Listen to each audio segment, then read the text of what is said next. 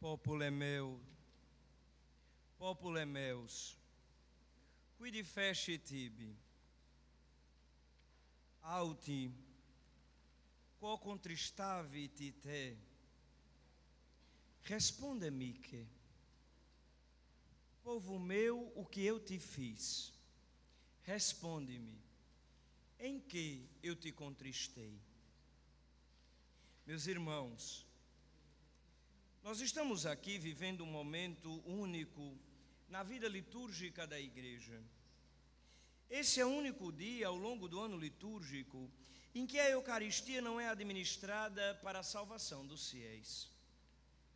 No lugar da celebração da Santa Missa, a escuta atenta da palavra e a contemplação do mistério da dor.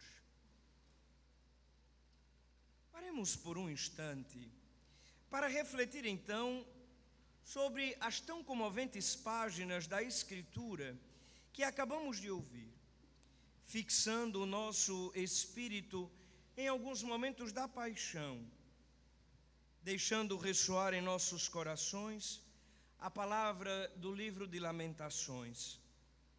Ó vós que por aqui passais, olhai, dizei-me, quem neste mundo sofreu mais? Nesta celebração estão os primeiros passos do cristianismo. Está a origem do seguimento de Jesus.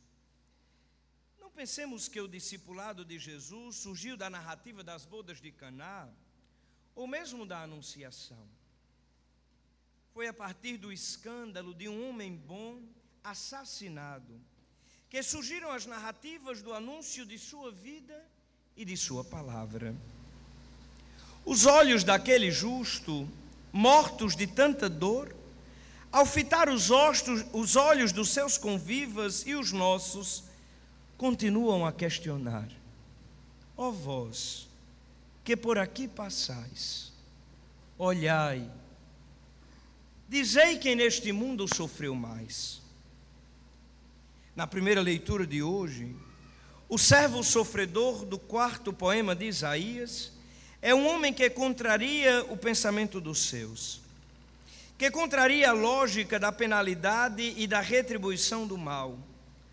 Um inocente sofre e morre por causa do seu povo. Lendo este texto, os primeiros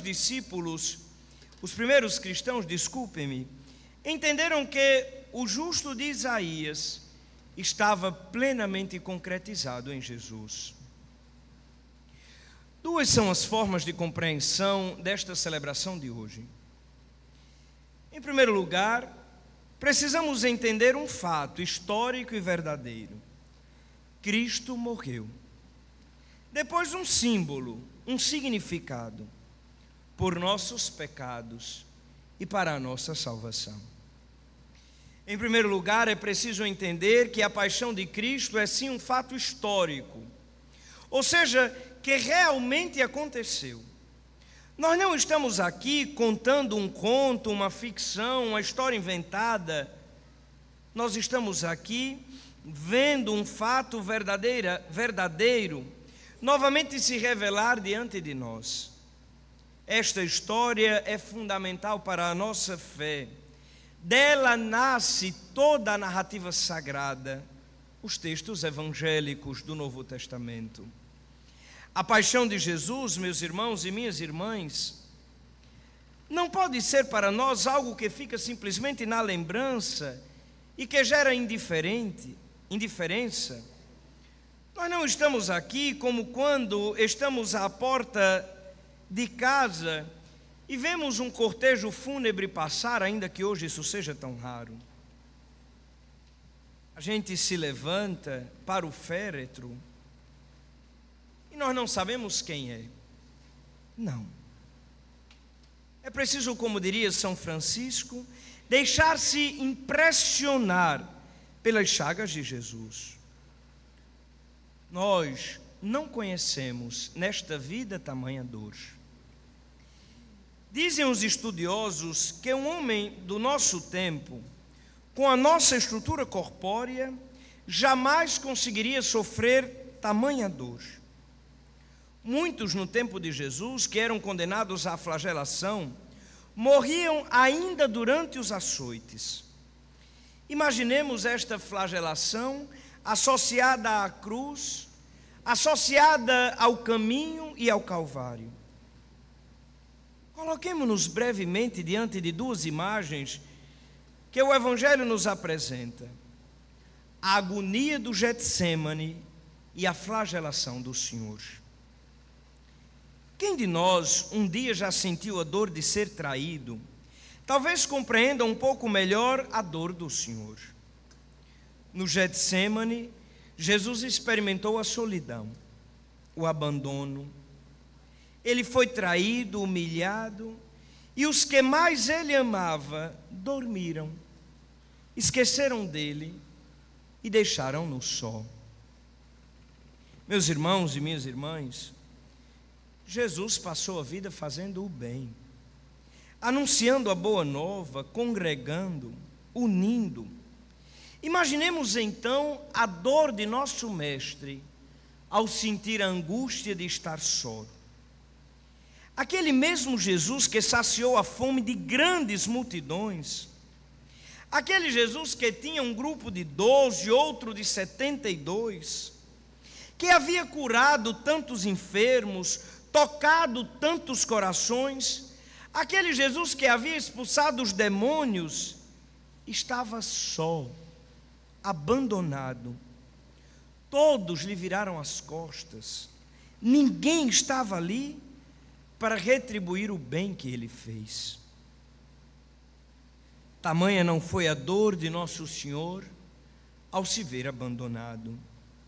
Sobre os seus ombros pesavam o pecado, a dor, o sofrimento e as misérias da humanidade inteira, porque ele aceitou ser o Cordeiro do Pai, que tira o pecado de todo o mundo.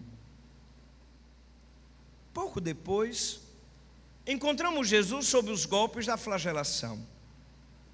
Foi talvez o maior dos tormentos, porque ali Jesus ainda estava com o corpo completamente sensível às dores.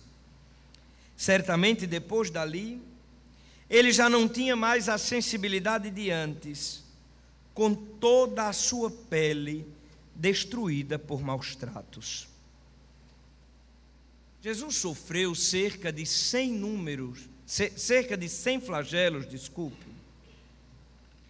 O número dos flagelos era tão grande, porque o objeto usado para a flagelação não era simplesmente um chicote, não era simplesmente feito de correntes. Era uma espécie de grampo que, quando tomava a pele, fechava e arrancava a pele que batia. Provavelmente, depois de 100 açoites, não havia mais a epiderme do corpo, a pele havia se arrancado. Por isso que o evangelista, ao narrar o fato, diz: ele não tinha mais aparência humana. Ele foi desfigurado completamente pelos açoites. É possível que a partir dali, nem a dor fosse mais a mesma, porque não havia mais sequer a pele para gerar a sensibilidade da flagelação. Tamanha foi a dor do Senhor. A lei judaica previa 39 chicoteadas, e a lei romana multiplicava este número. Na maioria das vezes, entretanto, não era necessário tamanho suplício, porque o condenado morria antes mesmo do final da sentença. Tamanha era a dor, a hemorragia, e Jesus sofreu tudo aquilo com o corpo nu. Uma tradição antiquíssima da igreja faz-nos cantar diante da cruz velada os chamados impropérios: Deus Santo, Deus Forte, Deus Imortal, tende piedade de nós. Contam os cristãos cópitas que esta aclamação foi proferida por Nicodemos, quando, ajudando José de Arimateia a sepultar Jesus, tomou o corpo do Senhor nos seus braços. Diante daquela imagem de dor,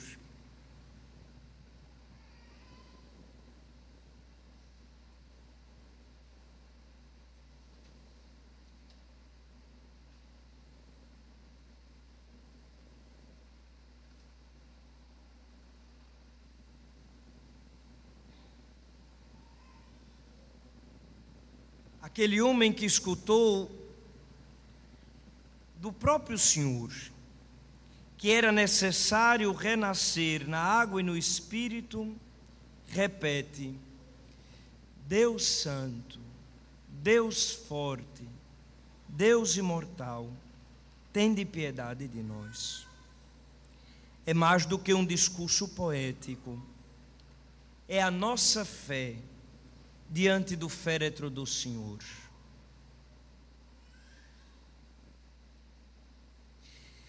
Diante da dor suprema de Cristo, do mistério de sua condenação, diante de sua imagem completamente desfigurado por causa de nós, nós repetimos quase que como uma profissão de fé aquelas palavras: Deus Santo, Deus forte, Deus imortal, tende piedade de nós. O desfalecimento de Cristo parece nos revelar o mistério da força de Deus, que vai até as últimas consequências, para que nós encontremos vida e dom. O último refrão de um hino muito antigo diz: Ego te exaltavi magnas virtute, et tu me suspenditi in patíbulo crucis. Eu te exaltei até as máximas virtudes, e tu o que fizeste foi me exaltar no patíbulo da cruz.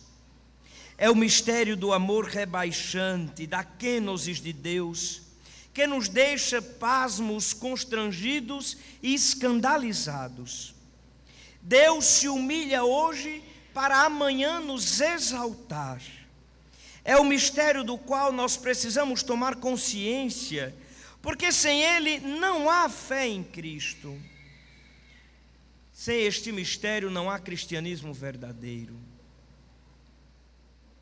Maldito seja o cristão que tente esconder Cristo crucificado. Meus irmãos queridos, o evento pascal é muito mais que uma história, é um memorial. Meditar a paixão do Senhor é mergulhar profundamente naquele mistério, olhando para nós mesmos e dizendo: eu estava lá, é comigo que ele falava, foi por mim que ele morreu. É por isso que disse o profeta Isaías na primeira leitura: a verdade é que ele tomava sobre si as nossas enfermidades e sofria ele mesmo as nossas dores.